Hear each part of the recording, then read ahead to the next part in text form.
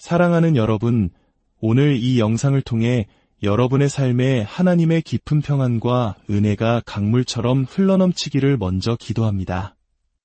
만약 오늘 나누는 이 말씀이 여러분의 마음에 울림을 준다면 조용히 좋아요와 구독을 눌러 더 많은 영혼들과 이 은혜를 함께 나누어 주십시오. 여러분의 작은 손길이 누군가에게는 절실한 위로와 희망의 빛이 될 수 있습니다.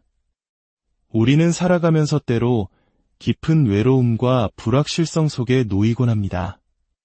마치 망망대해에 홀로 떠있는 작은 배처럼 어디로 가야 할지, 과연 이 길이 맞는지 불안할 때가 있습니다. 바로 그런 우리에게 주님께서는 성경의 마지막 장에서 가장 위대하고도 확실한 진리를 선포하십니다. 내가 너희에게 분부한 모든 것을 가르쳐 지키게 하라. 볼지어다 내가 세상 끝날까지 너희와 항상 함께 있으리라. 젊은 시절 저는 이 말씀을 성경에서 가장 위대한 약속이라고 생각하며 설교하곤 했습니다. 하지만 어느 날 아침 잠에서 깨어나 이 말씀을 다시 묵상하는데 제 영혼에 거대한 깨달음이 찾아왔습니다. 이것은 단순한 약속이 아니었습니다. 이것은 어떠한 조건도 붙어있지 않은 명백한 사실의 선포였습니다.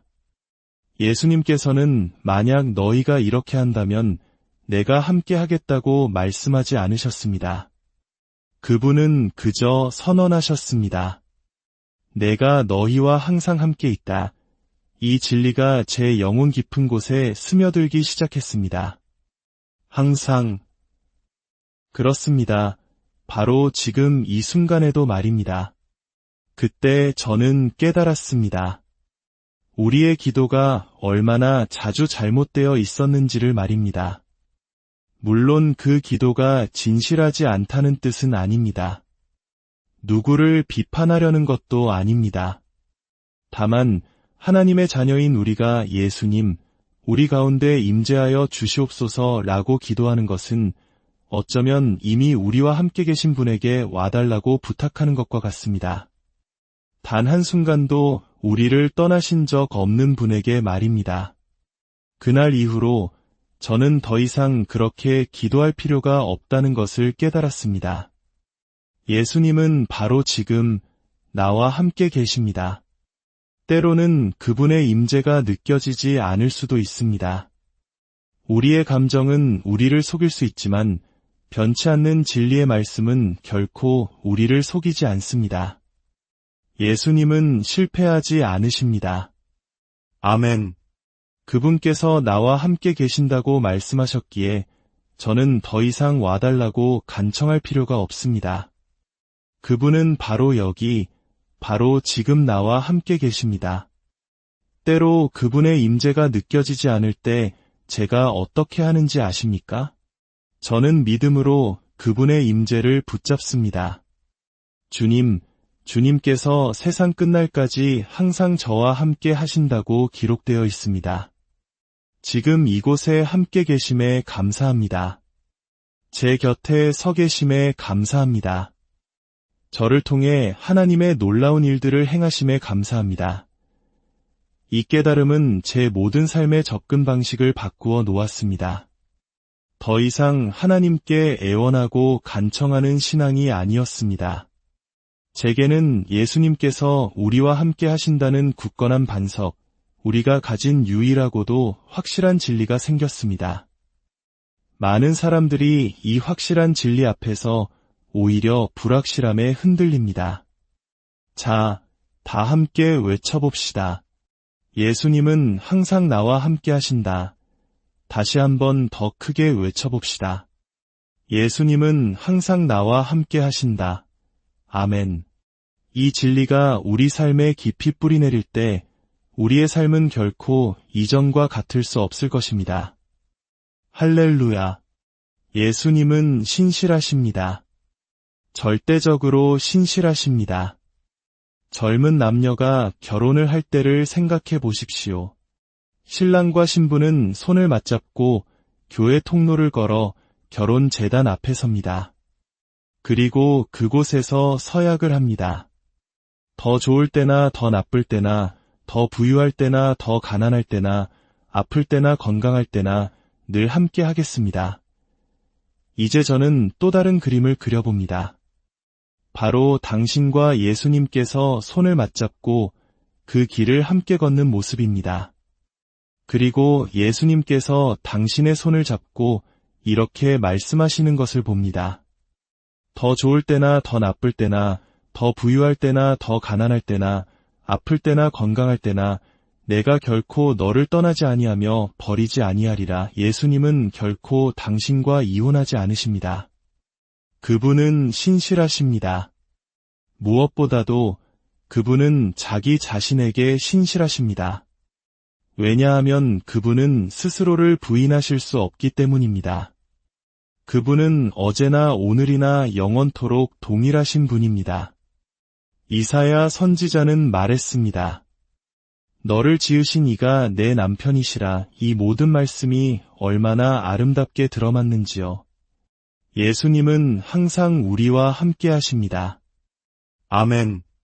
우리가 항상 예수님이 함께 하신다는 감정을 느끼지 못할 수도 있습니다. 하지만 이 영원한 동행은 감정이 아닌 신뢰, 즉 믿음과 함께 가는 것입니다. 그분의 임재를 당연하게 여기는 믿음 말입니다. 일단 이 진리를 다루는 법을 알게 되면 당신은 가장 큰 일에서부터 가장 작은 일에 이르기까지 그분이 얼마나 신실하신지를 발견하게 될 것입니다.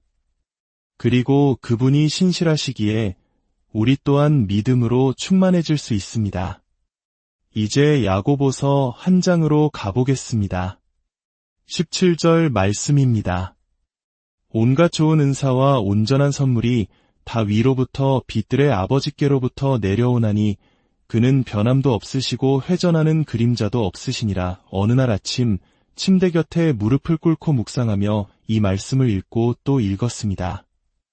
회전하는 그림자도 없으시니라. 주님, 이것이 대체 무슨 뜻입니까? 단순한 시적인 표현입니까? 회전하는 그림자가 없다는 것이 무슨 의미입니까? 그 순간 제 설교와 제 개인의 삶 전체에 엄청난 영향을 미친 무언가를 보게 되었습니다. 회전하는 그림자라는 표현은 당시 사람들이 시간을 측정하던 방식과 관련이 있었습니다. 고대 사람들은 오늘날 우리처럼 손목시계가 없었습니다. 그들은 해시계를 사용했습니다. 원시적인 해시계는 땅에 그려진 원과 그 중앙에 막대기를 세운 형태였습니다. 아침에 해가 뜨면 햇빛이 막대기의 그림자를 원 위에 드리웠고 해가 하늘로 솟아오름에 따라 그림자는 원을 따라 회전했습니다. 사람들은 이 회전하는 그림자를 보고 시간을 읽었습니다. 그런데 하루 중 단 한순간 그림자가 원 안에서 완전히 사라지는 때가 있었습니다. 바로 해가 막대기 바로 즉 정오의 위치에 있을 때였습니다. 그때는 어떠한 그림자도 회전하는 그림자도 없었습니다. 우리가 보는 자연의 태양은 아침에 떴다가 밤에 집니다. 하지만 야고보는 말하고 싶었던 것입니다. 우리 하나님은 언제나 정오의 위치에 계신다고 말입니다.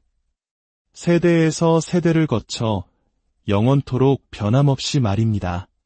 젊은 시절 저는 사도 바울의 시대로부터 2000년이나 지난 시대에 사는 것이 참 안타깝다고 생각한 적이 있습니다. 바울은 하나님의 빛을 온전히 경험했지만 나는 그저 희미한 그림자만 보고 있는 것이 아닌가 하고 말입니다. 하지만 이것은 거짓된 생각이었습니다. 우리 하나님은 언제나 권능과 영광의 정점에 계십니다. 구원하시려는 의지의 정점에, 치유하시려는 의지의 정점에 항상 서 계십니다. 그분은 오늘 이 세대에게도 바로 지금 우리에게도 과거 그 어느 때와 똑같은 분이십니다. 모든 세대는 하나님을 경험할 동일한 기회를 가지고 있습니다. 이 진리가 저를 강타했을 때 그것은 저를 완전히 바꾸어 놓았습니다. 우리가 섬기는 하나님은 얼마나 위대하신 분입니까? 이제 요한복음 14장 16절 말씀을 보겠습니다. 예수님께서는 성령의 오심을 예고하십니다. 내가 아버지께 구하겠으니 그가 또 다른 보혜사를 너희에게 주사 영원토록 너희와 함께 있게 하리니. 영원토록. 이 말씀이 정말 성경에 기록되어 있습니까? 그렇습니다. 우리 성경에 분명히 기록되어 있습니다. 저는 처음에 성령께서 오순절에 임하신 이유가 제자들이 모두 한마음으로 연합했기 때문이라고 생각했습니다.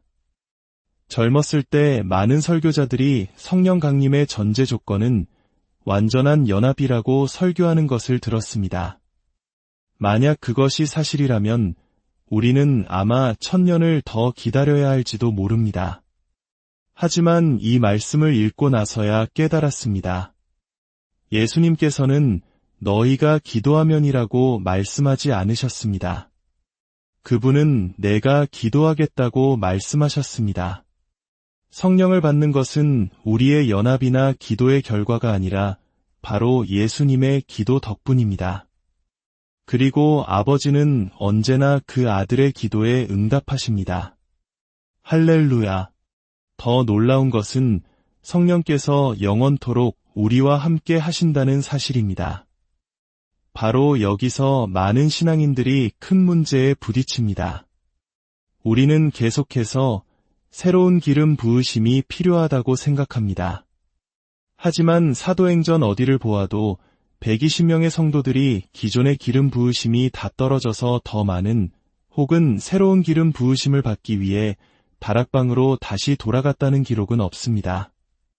왜일까요? 그럴 필요가 없었기 때문입니다.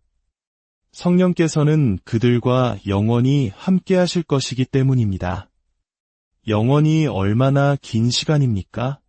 영원은 바로 영원입니다. 이 진리 또한 제게 큰 충격을 주었습니다. 저는 더 이상 영적으로 위대해 보이는 사람들을 쫓아다니지 않게 되었습니다. 제가 세계를 여행할 때 사람들이 제게 와서 말합니다. 목사님, 제게 안수해 주십시오. 목사님의 기름 부으심을 받고 싶습니다. 제가 그들에게 뭐라고 대답하는지 아십니까? 제정신이십니까? 제가 제 기름 부으심을 당신에게 주고 저는 빈손으로 집에 가라는 말씀이십니까? 성경적인 진리는 저는 제 기름 부으심을 당신에게 줄 수조차 없다는 것입니다. 왜냐하면 제가 근원이 아니기 때문입니다. 우리 중 누구도 근원이 아닙니다. 근원은 오직 한 분뿐이십니다.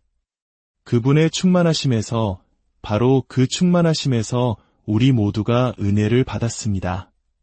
그리고 그분께서 주신 것은 결코 사라지지 않습니다. 다윗을 보십시오. 그는 기름 부음을 받은 자였습니다. 그가 골리앗을 보았을 때 어떻게 했습니까? 그가 선지자 사무엘에게 달려가 사무엘이여, 저 골리앗을 이기기 위한 새로운 기름 부으심이 필요합니다. 라고 외쳤을까요? 아닙니다. 그 17살 소년은 자신이 받은 기름 부으심이 시간을 초월하는 것임을 알았습니다. 그는 행동해야 할 때임을 알았습니다. 나의 하나님을 힘입어 내가 담을 뛰어넘나이다. 많은 그리스도인들이 성령의 능력을 느끼지 못하는 이유를 말씀드리겠습니다. 그들은 교회의 편안한 의자에 너무 오래 앉아있기 때문입니다. 이제 일어나 거리로, 골목으로 나아가십시오. 누군가에게 예수님에 대해 이야기하십시오.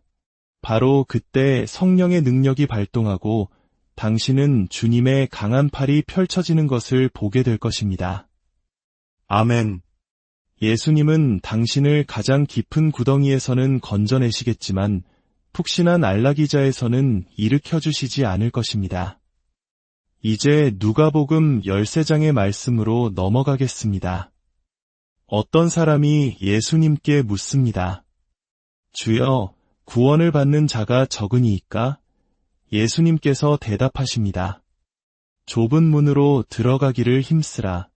내가 너희에게 이르노니 들어가기를 구하여도 못하는 자가 많으리라. 예수님께서는 지금 하나님 나라로 들어가는 문, 구원의 문, 죄 사함의 문, 하나님과의 화평의 문, 영원한 생명을 얻는 문에 대해 말씀하고 계십니다.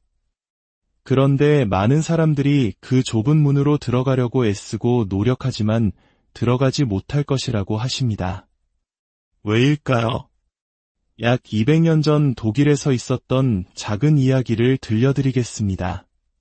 독일에 처음으로 기차가 다니기 시작했을 때의 일입니다. 당시 농장에서 일하던 독일 여인들은 일주일에 한두 번 자신들이 수확한 농산물을 커다란 바구니에 담아 가장 가까운 시장에 내다 팔았습니다. 새벽동이 트기도 전에 무거운 바구니를 어깨에 메고 몇 마일이나 떨어진 시장까지 걸어가야 하는 고된 일이었습니다. 그러던 어느 날 기차가 생겼습니다. 이 이야기를 기록한 목격자는 기차가 처음 도착했을 때의 광경을 생생하게 묘사했습니다. 여인들은 저마다 커다란 바구니를 짊어진 채 기차를 기다렸습니다. 기차가 멈추자마자 그들은 서둘러 문을 열고 타려고 했지만 등에 맨 거대한 바구니 때문에 들어갈 수가 없었습니다.